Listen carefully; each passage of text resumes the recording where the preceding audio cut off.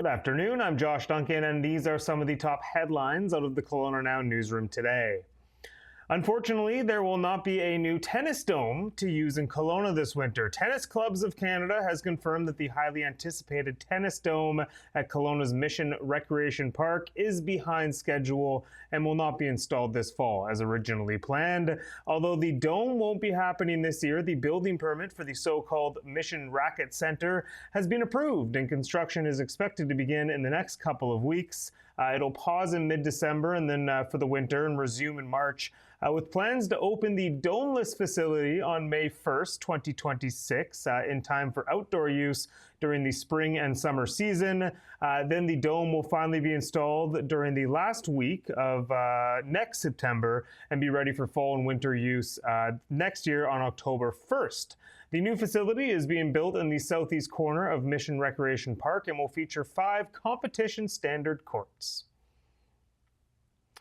A group of Kelowna RCMP officers have been cleared of any wrongdoing in connection to a 2020 incident that resulted in a theft suspect being bitten by a police dog.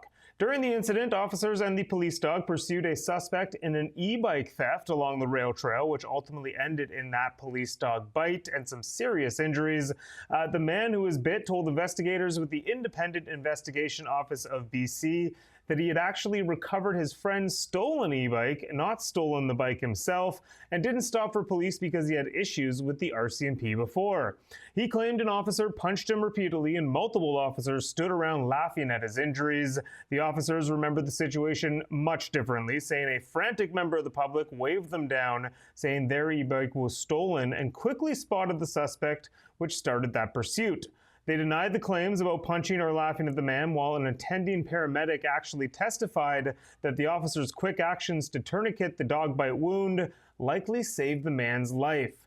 The IIO's Chief Civilian Director, Jessica Berglund, ultimately ruled there was no credible evidence backing the man's claims against the officers, and she cleared the officers of any wrongdoing. That means no charges will be considered.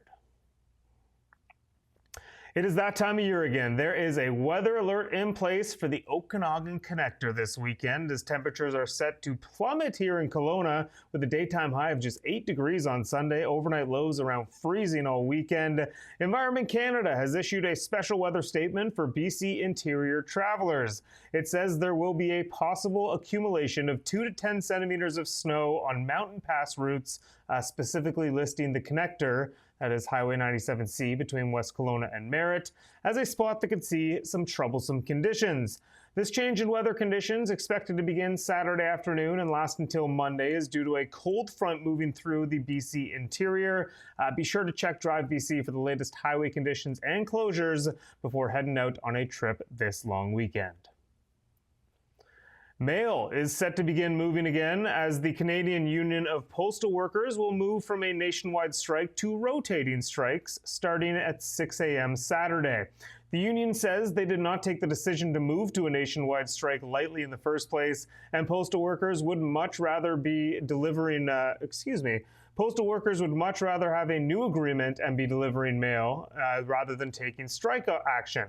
The union has been unhappy with the federal government's latest offer, saying it's worse than what they rejected back in August. The strike began at the end of September after the federal government gave its approval to the Crown Corporation to make several changes, most notably the conversion of the remaining 4 million door-to-door addresses to community mailboxes.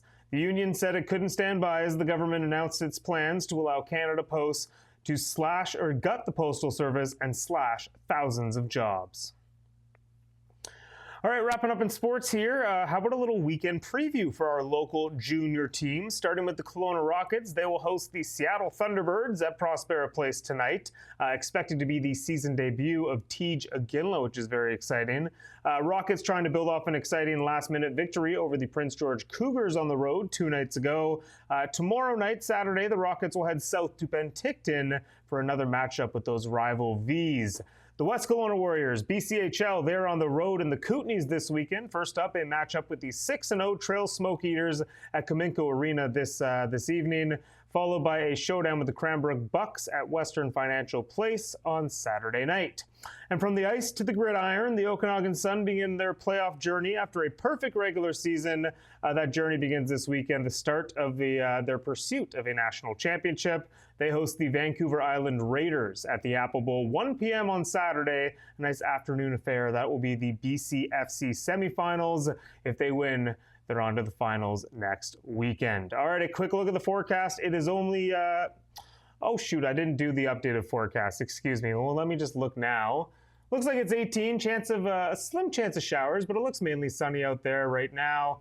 Overnight low is, I believe, if we scroll down a little, doing this on the fly, partly cloudy, 8 degrees, some periods of rain potential tomorrow morning, stretching into the afternoon. And from what I remember, I did talk a bit about that snowfall warning. I believe the high is 13 on Saturday with some rain in the forecast, and then just cloudy, no rain on Sunday with a high of just 8. And then back into the double digits on Monday, potentially a little sunshine as well, if I remember correctly. Apologize for this kind of half-arsed forecast. All right, that is it for me today and this weekend. As you can tell, it's clearly Friday. You can read up on all these stories and plenty more over at KelownaNow.com. Be sure to check out our socials as well. KelownaNow.com on TikTok, KelownaNow on X, Best of Kelowna Now on Instagram, and Now Media Group on YouTube. All right, have a fantastic long weekend, Kelowna. Happy Thanksgiving to you. I'll be back here on Tuesday afternoon after the long weekend for a look at more headlines. We'll see you then. We don't just report the news. We live here too. We're your neighbors, bringing you stories that matter to all of us. No government funding, no outside influence. Kelowna Now, local, independent. News you can trust.